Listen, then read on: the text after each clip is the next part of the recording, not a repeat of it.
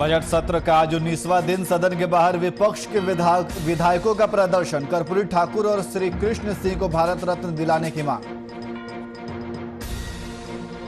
झारखंड विधानसभा budget सत्र के 13वें दिन श्रम उद्योग खनन विभाग के अनुदान मांग पर की गई चर्चा। निर्दलीय विधायक सरयू राय ने इन मांगों को लेकर रखी अपनी बात। बिहार विधानसभा सत्र की कार्रवाई शुरू होने से परिषद के कैंटीन कर्मचारियों ने किया प्रदर्शन। मांग पूरी न होने पर सरकार के खिलाफ नारेबाजी। कोरोना संक्रमण को लेकर नालंदा जिला प्रशासन सजग। डीएम ने की पीसी अधिकारियों को मास्क चेकिंग अभियान का दिया निर्देश।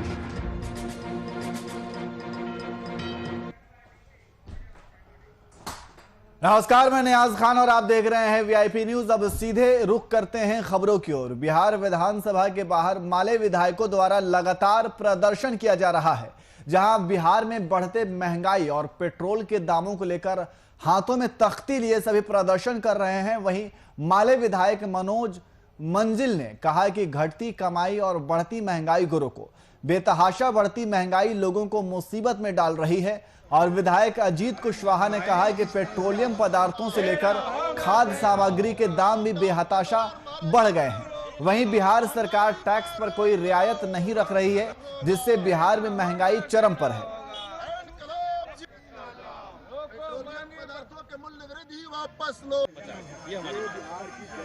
जानलेवा महंगाई है और महंगाई बढ़ ही रही है। ट्रेनों का जो भाड़ा बढ़ गया, प्लेटफॉर्म टिकट का दाम बढ़ गया, पेट्रोल 100 के पार हो गया। इन तमाम चीजों का प्रभाव आम जनता पर पड़ने लगा है। जिंदगी जीना दुश्वार हो गया है।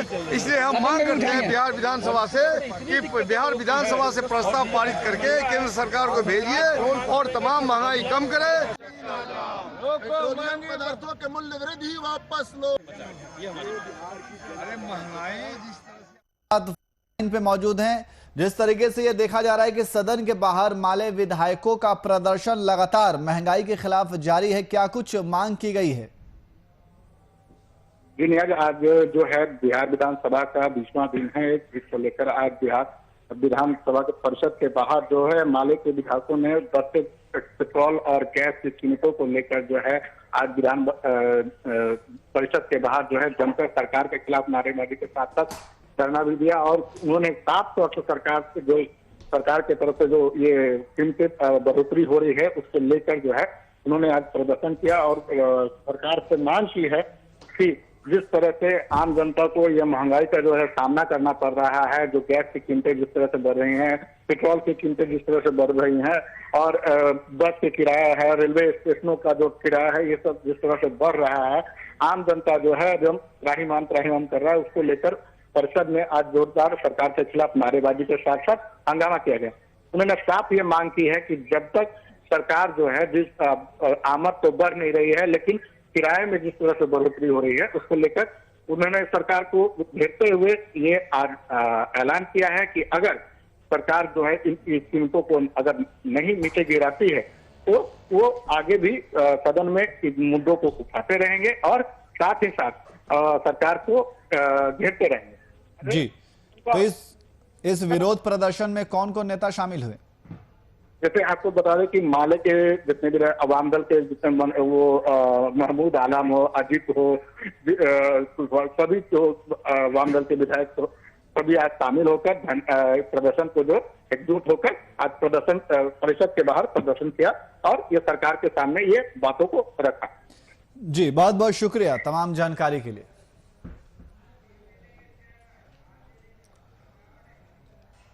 वहीं बिहार विधानसभा के बाहर आरजेडी विधायकों ने शराबबंदी और कर्पूरी ठाकुर को भारत रत्न देने को कहकर प्रदर्शन किया और साथ ही हाथों में तख्तियां लेकर नारेबाजी भी की।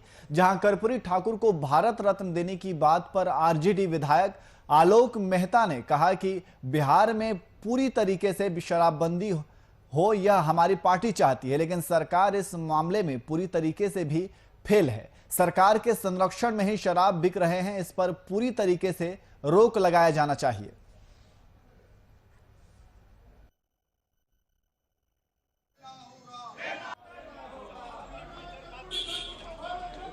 शराबबंदी हो, पूरी तरह हो, और उसमें सरकार विफल है।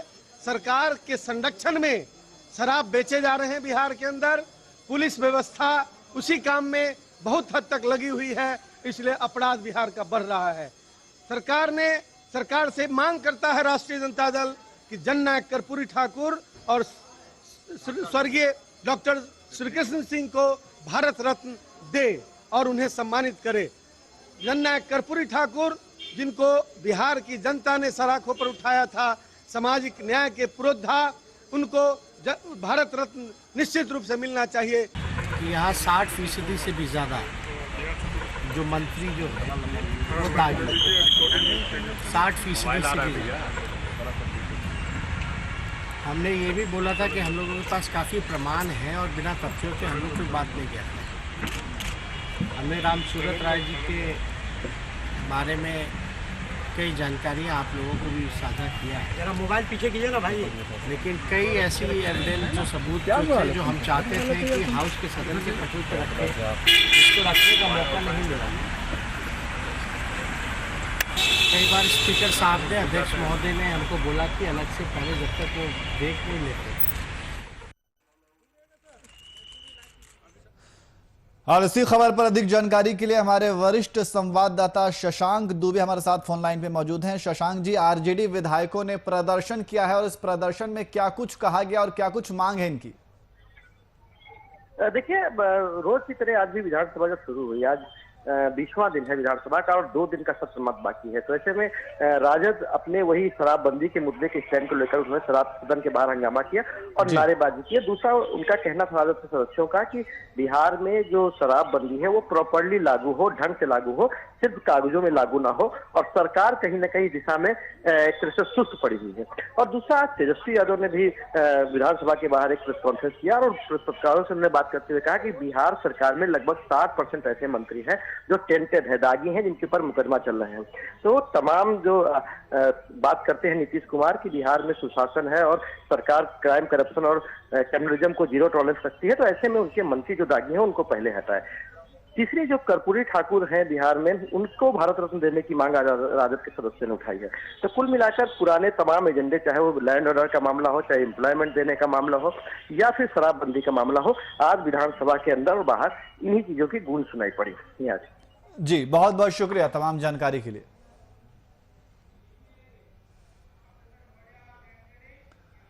वहीं धनबाद के निरसा थाना अंतर्गत 2 अलग अलग संगठनों ने मैथन पावर लिमिटेड के मुख्य गेट को जाम कर प्रदर्शन किया। जानकारी के अनुसार प्रदर्शन में मुख्य रूप से हाईवा मालिक शामिल हुए और इस दौरान एमपीएल में कोयला ढुलाई के लिए रेलवे द्वारा कोयला ढुलाई का विरोध करते हुए हाईवा में ढुलाई करवाए जाने की मांग की। हाईवा मालिकों का कहना है कि कोयला ढुलाई का कार्य प्रभावित होने से उनके सामने रोजी रोटी की समस्या उत्पन्न हो गई है।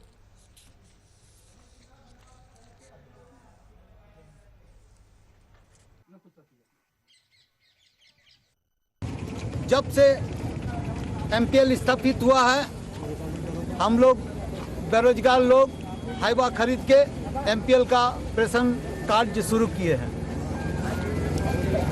आज के दिन रेलवे द्वारा कोयला को लाया जाएगा, सुनते हैं। हम लोग आशा विश्वास के साथ अपना जमीन जेवरात बेच के हाईवा जो लिए हैं,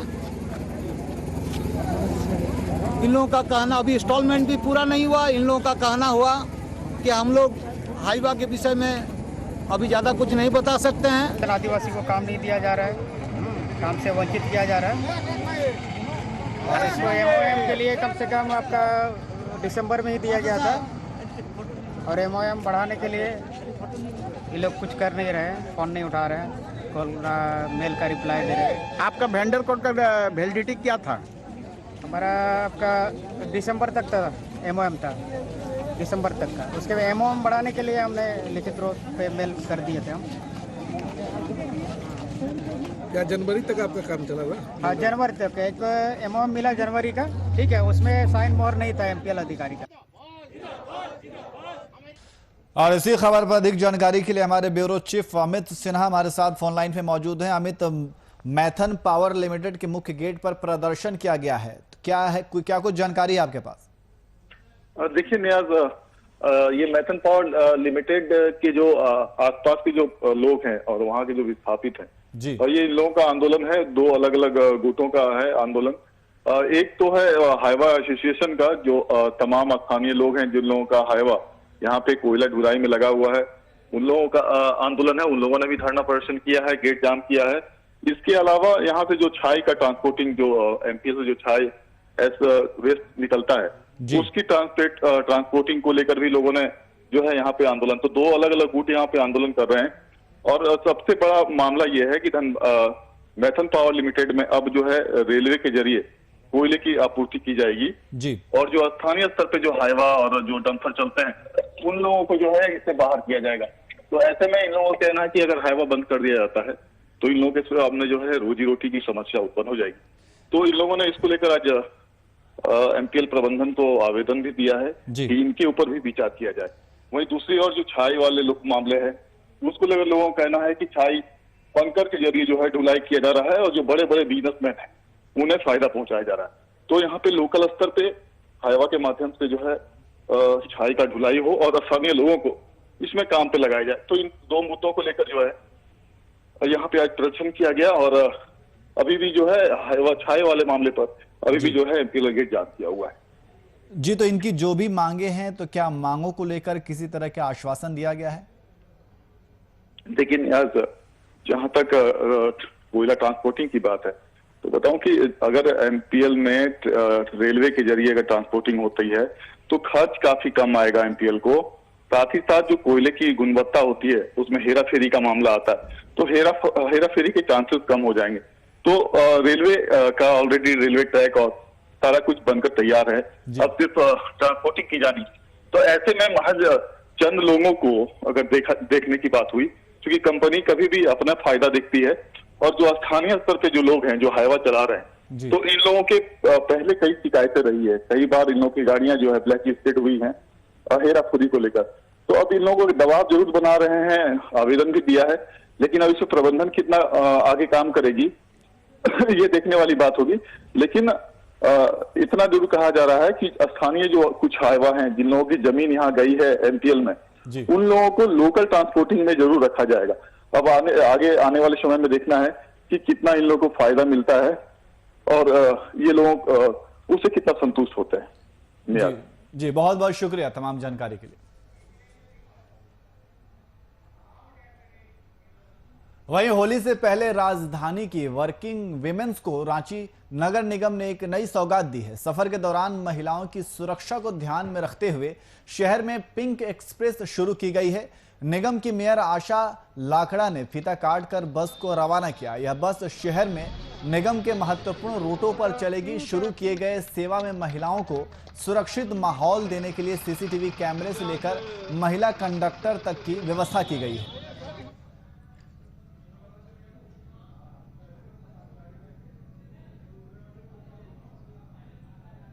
उनका डिमांड था गाड़ी सिर्फ डोरंडा तक जाती है, अगर बिरसा चौक तक जाती तो बहुत अच्छा होता। तो आज महिलाओं के लिए स्पेशल 2 बस हम लोग खोले। आगे हम लोग फिर से इस बस को बढ़ाएंगे ताकि पूरे रांची क्षेत्र में घूम पाए। सिर्फ जैसे एमजी मार्ग पर नहीं, लेकिन करमू बाईपास हो गया, आपका काटा टोली की तरफ हो गया, हर क्षेत्र में बस दौड़ पाए, महिला के लिए स्पेशल हो पाए। हम लोग ने प्रयास किया है और इसके लिए हम लोग बजट में भी कहीं ना कहीं प्रावधान कर रहे हैं ताकि रांची शहर में ये बसों को भी हम लोग सीएनजी पीएनजी के माध्यम से जोड़ देंगे। सीएनजी के माध्यम से जोड़ेंगे तो पोल्यूशन भी कम होगा और महिलाओं के हेल्थ के लिए, महिला के स्वास्थ्य के लिए, हर के लिए बहुत सुविधा होंगी। मैं आपको बता दूं कि सुरक्षा के दृष्टिकोण से हमारे बीच में महिला कंडक्टर भी हैं और महिला कंडक्टर पूरा समय दिन भर के लिए रहेंगी। दूसरी बात है, हम ड्राइवर के लिए भी महिलाओं को ट्रेनिंग कराएंगे ताकि बस परिचालन में महिलाओं को भी रोजगार मिले।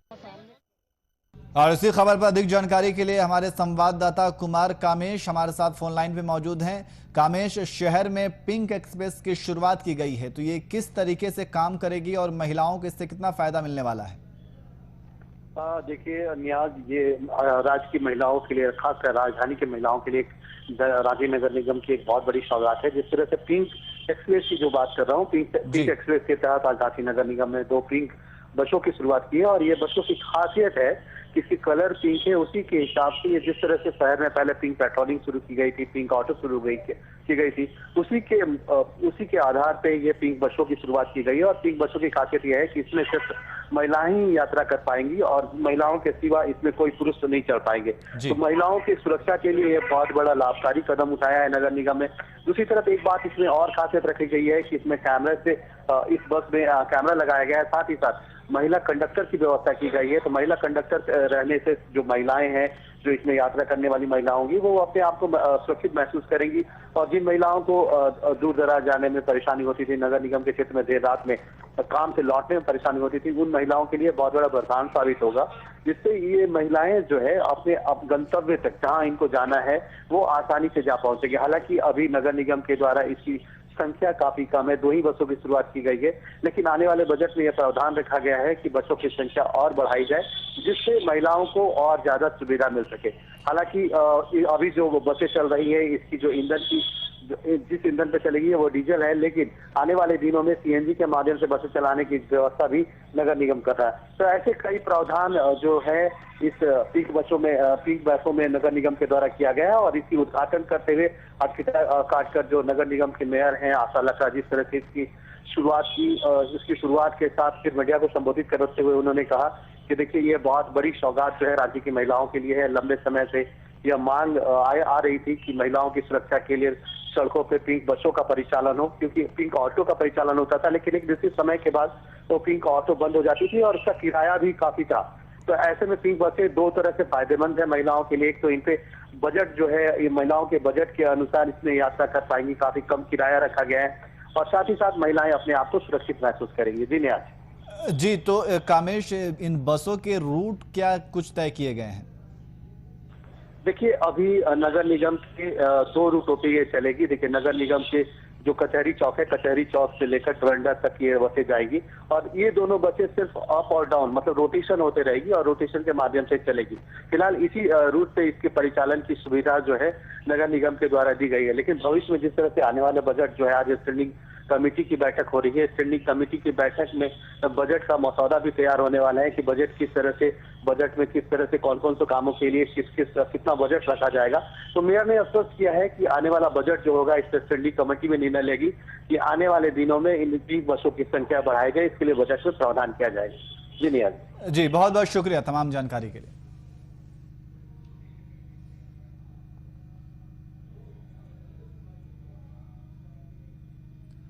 वहीं कोरोना संक्रमण के दूसरे फेज को रोकने के लिए नालंदा जिला प्रशासन पूरी तरह से सजग है।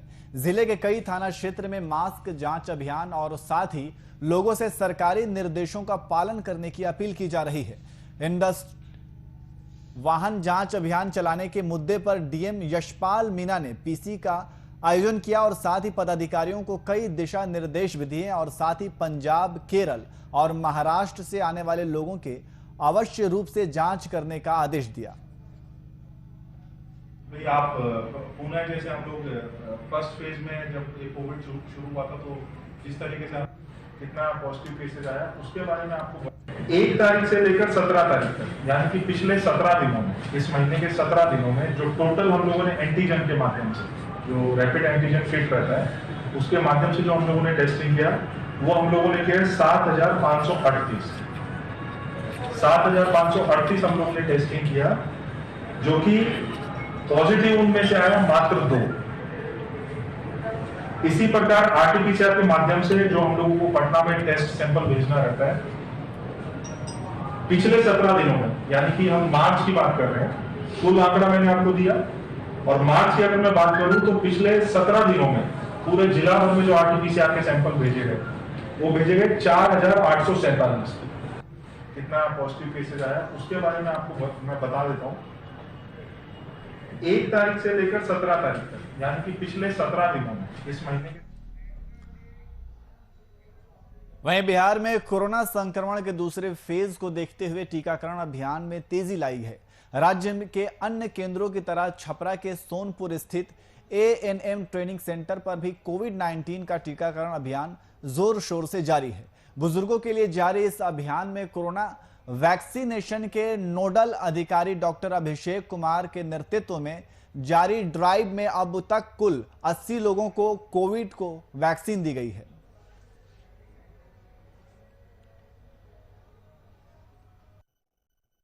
नॉर्मल लग रहा है, कहीं कोई दिक्कत नहीं है और सभी को लेना चाहिए। ये बहुत अच्छी चीज़ है और इसमें कहीं कोई डरने की बात नहीं है, कहीं कोई बात नहीं है। इसमें निर्धारक होकर लेना चाहिए।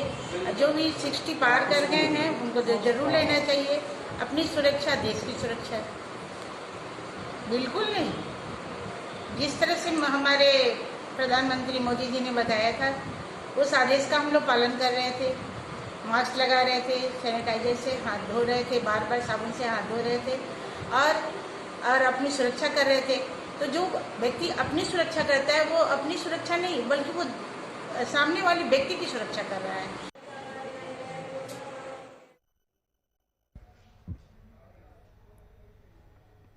वहीं छपरा के परसा थाना परिसर में थानाध्यक्ष राम सेवक रावत का विदाई समारोह और नवनियुक्त थानाध्यक्ष रत्नेश कुमार वर्मा का अभिनंदन समारोह का आयोजन किया गया, जिसकी अध्यक्षता पूर्व प्राचार्य डॉक्टर अंबिका राय ने की। कार्यक्रम को संबोधित करते हुए राम सेवक रावत ने कहा कि पुलिस जनता के सहयोग से ही उत्कृष्ट कार्य करता है।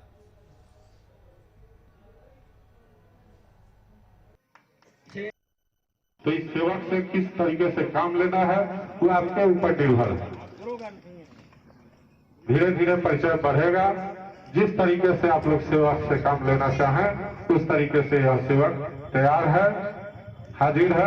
बस आप लोग सहयोग करें, हमको आशीर्वाद दें। हम ये कहना चाहते हैं कि आप लोगों ने मेरे बारे में जितना भी कहा, पता नहीं मैं उसके काबिल हूँ कि नहीं हूँ, लेकिन एक बात जरूर है कि मैं जहाँ भी जाता हूँ वहाँ थाना चाहे लोकतांत्रिक व्यवस्था में कोई भी संस्था है, मेरा ये रहता है, कोशिश रहता है कि थाना एक संस्था के रूप में काम करे। जब कोई भी थाना चाहे कोई भी संस्था जब संस्था के रूप में काम करेगा तो आम आदमी का काम हो जाएगा।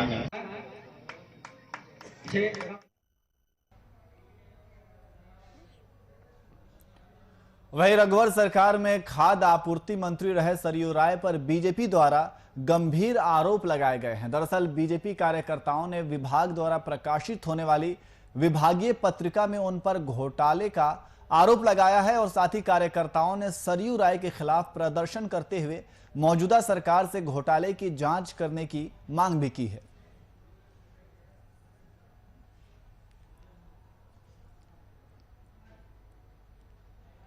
आहार पत्रिका और युगांतर पत्रिका भारती के द्वारा जो छपती थी, दोनों के एक ही संपादक थे। सबसे बड़ी बात है कि जमशेदपुर में कई प्रिंटर्स हैं, नेशनल प्रिंटर से लेकर के कई प्रिंटर्स यहाँ पर बस कंपनी है।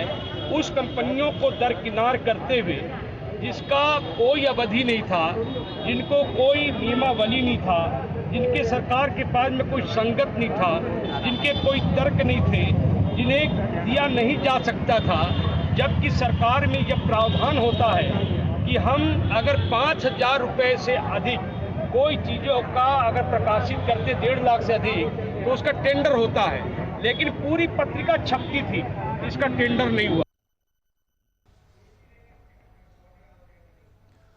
वहीं छपरा के सारण जिले से एक अनोखा मामला सामने आया है, जहां मशरक प्रखंड के गंगोली पंचायत में एक युवक पर शमशान की जमीन कब्जा करने का आरोप है। ग्रामीणों का आरोप है कि युवक द्वारा शमशान की जमीन पर कब्जा किया गया, जिसकी शिकायत प्रशासन को दी गई। शिकायत के बाद प्रशासन ने मामले को संज्ञान में लेते हुए जमीन की मापी करवाई गई, जिसके तहत युवक पर लगे आरोप सही पाए गए, जिसके बाद प्रशासन द्वारा युवक पर कार्रवाई की गई और साथ ही 15 दिन का नोटिस भी जारी कर जवाब मांगा गया। 2 बीघा 17 कट्ठा 17 धुत किस्म गर्मगरुआ मालिक का नापी कराने गए थे, जो कि काफी विवाद में बहुत पहले से पड़ा हुआ है, जिसमें एक महिला जिनका नाम है बिंदु देवी, पति का नाम है जो देव कुमार सिंह, जो कि गंगौली के ही रहने वाले लोग हैं। वो लोग वहाँ घर बना लिए हैं, जहाँ की पहले से ही आज से वर्षों पहले से शमशान घाट के रूप में उपयोग किया जाता है और वहाँ ये मरे हुए लोगों का लाश जलाया जाता है। लेकिन उन लोगों के विरोध के चलते वहाँ काफ़ी टेंस बना हुआ था, जिसका कि आज हम नापी कराए हैं। अतिक्रमित भूमि जो है 4/4 वहीं कोरोना वैक्सीन आने के बाद भी कोरोना का कहर लगातार जारी है, लेकिन लोगों में कोरोना का खौफ बिल्कुल भी नहीं है। प्रशासन के अथक प्रयास के बाद लोग मास्क और सोशल डिस्टेंसिंग को भूल से गए हैं, जिसका नतीजा है कि कोरोना थमने का नाम नहीं ले रहा है। इसी कड़ी में गढ़वा में प्रशासनिक अधिकारियों द्वारा जागरूकता सह जांच अभियान शुरू किया गया, जिसके तहत लोगों को मास्क लगाने की हिदायत भी दी गई और सोशल डिस्टेंसिंग का पालन करने को कहा गया। अभियान एसडीओ सहित डीटीओ और सीओ भी मौजूद रहे।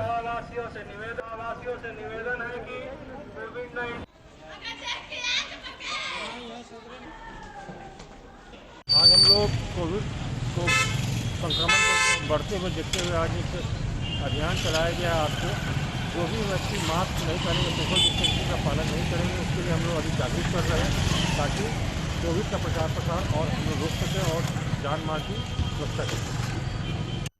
कोरोना संभाव्य प्रसार को देखते हुए सरकार के द्वारा 18 मार्च से एक अभियान करने की शुरुआत की गई है, जिसमें गढ़वा जिला प्रशासन के द्वारा ये अभियान की शुरुआत की गई है। मुख्यतः यहाँ के वासियों से मेरा अनुरोध होगा कि कोरोना को संक्रमण को देखते हुए जब भी घर से निकलें तो मास्क पहन कर निकलें, बिना मास्क के बाहर नहीं निकलें। यदि कोई बिना मास्क के बाहर निकलते हैं तो कोविड-19 का जो गाइडलाइन है उसके तहत नियमानुसार कार्रवाई की जाएगी। फिलहाल बुलेटिन में इतना ही। देश और दुनिया की तमाम खबरों के लिए देखते रहिए VIP न्यूज़। नमस्कार।